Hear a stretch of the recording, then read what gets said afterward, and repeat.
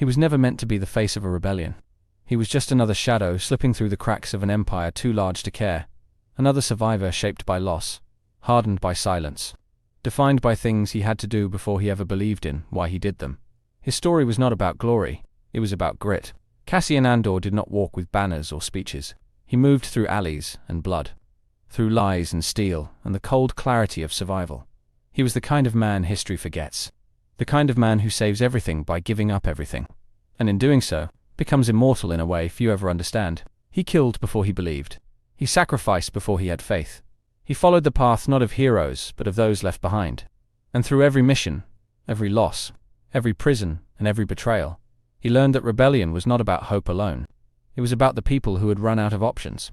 He never waited for the Force, never called upon prophecy or destiny. He built his cause with broken hands and borrowed time. He fought not because he was chosen, but because no one else would. And in his silence, a movement found its voice. A galaxy found its reason to rise. The Empire feared Jedi, feared leaders, feared legends. But the one they overlooked was the one who would burn it from the roots. The one who came from nowhere, who asked for nothing, who gave everything. Cassian Andor was never the loudest, but he was the fire beneath the storm. In this video, we explore the forgotten foundation of rebellion, the man who carried the cause before it had a name, the underdog who became the backbone of resistance, the assassin who found purpose, the prisoner who became a spark, the quiet rebel who made the war possible. One step, one sacrifice, one choice at a time. Cassian Andor began not as a soldier, but as a survivor. Born into chaos, forged in silence, raised by people who lived beneath the boot of power and refused to bow. He didn't ask for war. He didn't ask for revolution. He simply did what he had to do to stay alive. Ferrix was not a place of heroes. It was a place of workers, traders, fighters, people who built their lives with bare hands and buried their rage under duty. Cassian was one of them, drifting between lies and loss, searching for something he could never name, something that felt just out of reach. He stole, not for greed. He killed, not for sport. He moved in shadows because the light was dangerous. He had already lost everything once. He didn't plan to lose again. His path was carved not by destiny, but by desperation. And yet, in the silence between decisions, the rebellion was beginning to hum beneath his footsteps. When Luthen found him, he was not a leader. He was a liability.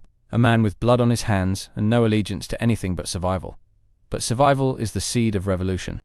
And Luthen saw it, saw what Cassian didn't. Saw that sometimes the ones who've lost the most are the ones willing to do what others can't. And in that moment, everything shifted. The man who ran from purpose began to walk toward it, not because he believed, but because he finally had nothing left to lose. And when a man has nothing left, he becomes unstoppable. Becoming a rebel did not make Cassian clean. It did not wash away the things he had done or the things he would do. It simply gave those things a direction, a reason, a fire to point his fury toward.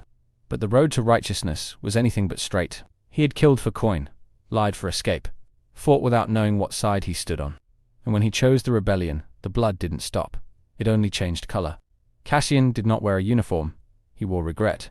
And every mission carved another line into his soul.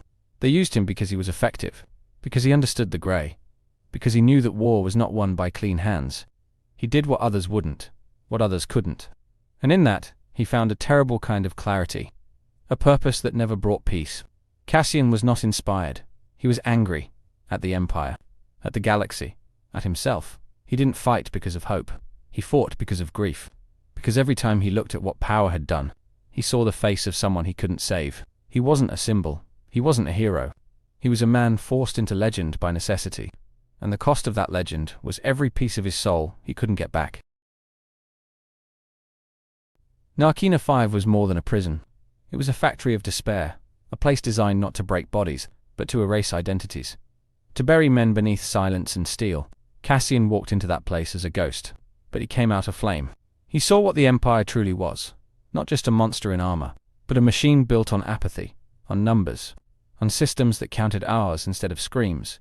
And in that place, surrounded by the forgotten, he remembered who he was. He did not lead with speeches. He led with eyes, with fists, with fire that spread without sound. And when he climbed to the top of that prison and shouted for freedom, it wasn't just for him. It was for every nameless soul who had ever been swallowed by the machine. But even as he escaped, he carried the weight of those left behind. The ones who couldn't swim. The ones who never made it to the surface. and those ghosts followed him, reminded him that every freedom won was carved out of sacrifice. He never forgot what it felt like to be nothing, to be counted, not as a person, but as a part. And in that pain, he found the strength to fight for something more than just survival. Cassian became more than a fighter. He became the fuse that lit the charge, the quiet voice that moved mountains, the hand behind the curtain that reshaped destiny. He didn't seek the spotlight. He moved through shadows, but his impact was undeniable. He found allies in people who believed before he did, in Jin, in K2SO, in those who carried hope like a weapon. He didn't inspire them with speeches. He inspired them by showing up, by choosing the mission when everything inside him begged for silence. Scarif was not just another OP, it was the line in the sand, the place where rebels stopped waiting and started acting. And Cassian was the one who said yes, when it mattered most. He chose to sacrifice, not because it was easy, but because it was right. The plans he helped steal were not just blueprints, they were lifelines, beacons in the dark, and every shot fired in the original trilogy began with the risk he took, with the death he embraced, with the courage he found when the galaxy looked away. He never saw the Death Star explode, never heard the cheers, never knew what came after, but he didn't need to, because he knew that sometimes the most important stories are written by those who never get to read them. Cassian's life was never clean, never celebrated, never sung in the streets, but beneath every victory in the rebellion, his fingerprints remained. The foundation of hope was laid not by kings, but by outcasts.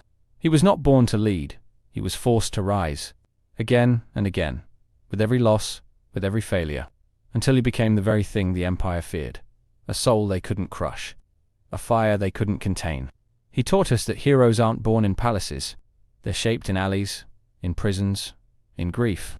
That belief doesn't have to come first, that sometimes it's the action that creates the faith, not the other way around. Cassian proved that change starts with the smallest spark, that one man, pushed too far, can become the reason others finally stand.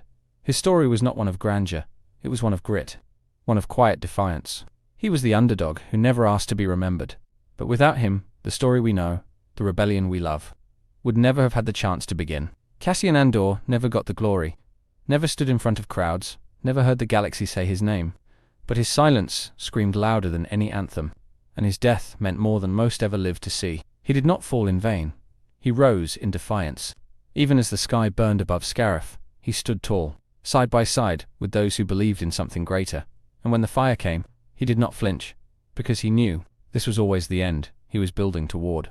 They buried him in memory, not in marble, not in legend, but in the breath of every rebel who followed, in every blaster fired against tyranny, in every whisper that said no more. He lived on, not in statues, but in sparks. Cassian was the soul of the rebellion before the rebellion had a name.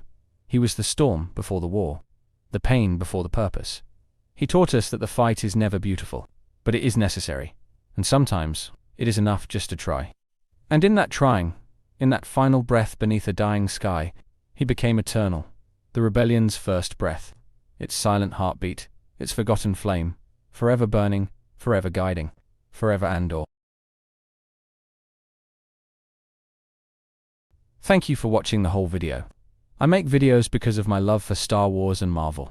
I've been asked countless times how I get my subtitles, and I generate them automatically with a tool I built. That same tool can be used here on my website. It's completely free and doesn't require signing up. My website contains the subtitle generator that is perfect for any video, blogging post, where you can sign up with your email and receive notifications for when I post, and also my 3 channels. Critical Analysis Hub focuses on Star Wars and Marvel movies. Critical Analysis Hub Plus looks at Star Wars and Marvel shows, and Critical Analysis Hub XP centers on video games like The Last of Us series, Jedi Survivor, and GTA 5. Thank you for being a fan.